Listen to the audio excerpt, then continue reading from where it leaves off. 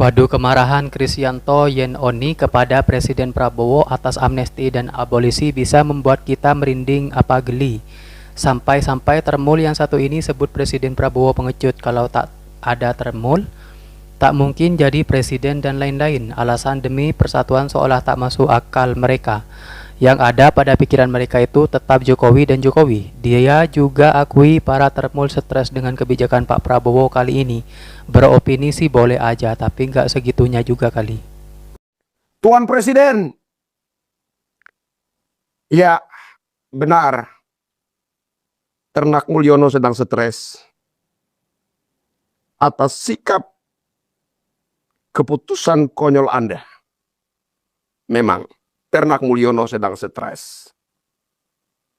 Saya juga tahu bahwa Anda merestui segala narasi-narasi hujatan terhadap kami.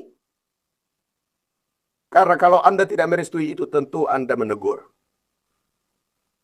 Tapi ingatlah Tuan Presiden, kalau bukan Ternak Mulyono Anda tidak duduk di sana. Persoalan amnesti dan abolisi untuk Hasto Kristianto dan Tom Lembong, saya mau katakan Presiden kita, Jenderal Prabowo Subianto, adalah pengecut yang menjijikan. Tidak lebih dari itu. Saya menaruh harapan, apakah masih ada celah untuk mengkoreksi keputusan Presiden dalam memberikan hak prerogatifnya itu. Seolah-olah saat ini sudah terjadi konspirasi antara Presiden, DPR, dan partai politik yang ada di Senayan sana. Karena memang aturannya seperti itu, prosedurnya seperti itu. Presiden dibolehkan memberikan amnesti dan abolisi dengan mendengarkan pendapat dari DPR. DPR ternyata sudah menyetujui. DPR itu kan anak buahnya dari Presiden saat ini. Jokowi membangun Indonesia dari Sabang Merauke. Bahkan pos-pos lintas batas negara. Jadi kalau bicara nasionalisme, bicara tentang hati yang betul-betul cinta NKRI, menjaga harkat martabat Jokowi, tidak ada yang lain. Kan Jokowi nggak berbuat apa-apa. Contohnya, pertumbuhan ekonomi di era Bapak Jokowi selalu berkisar 5% ke bawah. Saya katakan syukur alhamdulillah Astungkare. Puji Tuhan. Sempat bertumbuh, Pak. Bahkan 0,1% pun saya katakan syukur alhamdulillah puji Tuhan Astungkare. Kenapa? Dia bangun Indonesia dari Sabang sampai Merauke, Niaga sampai Pulau Rote, dibangunnya semua. Besar. Jadi Jokowi tidak tinggalkan masalah untuk Jenderal Prabowo Subianto. Dia tinggalkan harta karun untuk Jenderal Prabowo Subianto. Pertanyaannya, Jenderal Prabowo Subianto mau jujur tidak? Pak Prabowo katanya ingin menjaga situasi kondusif karena ada masih sisa-sisa reside pilpres, ada masih polarisasi di tengah masyarakat yang masih belum bersepaham dalam melanjutkan pembangunan di bawah pemerintahan Prabowo Gibran.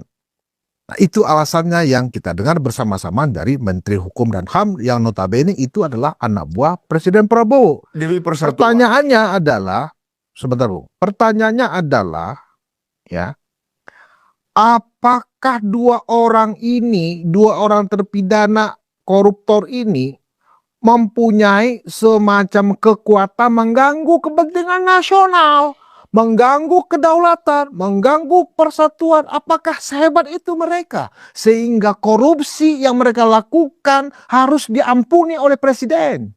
Ini baru presiden. Hebat, berani, tidak mau dikendalikan oleh Mulyono dan lain sebagainya. Ketahui ya Tuan Presiden, Ternak Mulyono yang menjadikan Anda presiden. Dia berani, yes dia berani memerdekakan koruptor. Dia hebat, ya dia hebat. Dia hebat menjilat ludahnya sendiri. Saya akan mengejar koruptor sampai ke Antartika. Jadi kalau kalian korupsi jangan lari ke Antartika. Karena kalau lari ke Antartika nanti saya kejar. Diam saja di sini. Datang ke rumah saya malam-malam. Tinggal kita deal-dealan. Lu bagian berapa, saya berapa. Apakah begitu Tuan Presiden?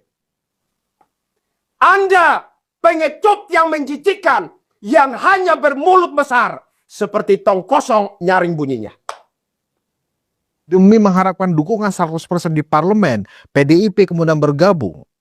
Ya, masa Anies Baswedan yang direpresentasikan oleh Tom Lembong, ya, yang memang orang dekatnya Anies Baswedan, itu membuat Presiden Prabowo merasa nyaman melaksanakan tugasnya sebagai kepala negara dan kepala pemerintahan. Dia tinggalkan RUU perampasan aset koruptor. Bapak Prabowo, ini RUU perampasan aset koruptor. Maaf, saya tidak berhasil karena saya kader partai. Anda bukan kader partai. Tidak ada yang bisa mengendalikan Anda, mengintervensi Anda, ngatur-ngatur Anda. Anda punya hak, Anda punya kuasa penuh untuk mensukseskan ini. Lakukan ini. Dan negara Republik Indonesia segera masuk kepada era kemakmuran dan kesejahteraan. Kurang apa? Kurang apa? Makanya saya katakan, untuk persoalan amnesti untuk Hasto Kristianto dan abolisi untuk Tom Lembong, Presiden Republik Indonesia Jenderal Prabowo Subianto adalah pengecut yang menjijikkan.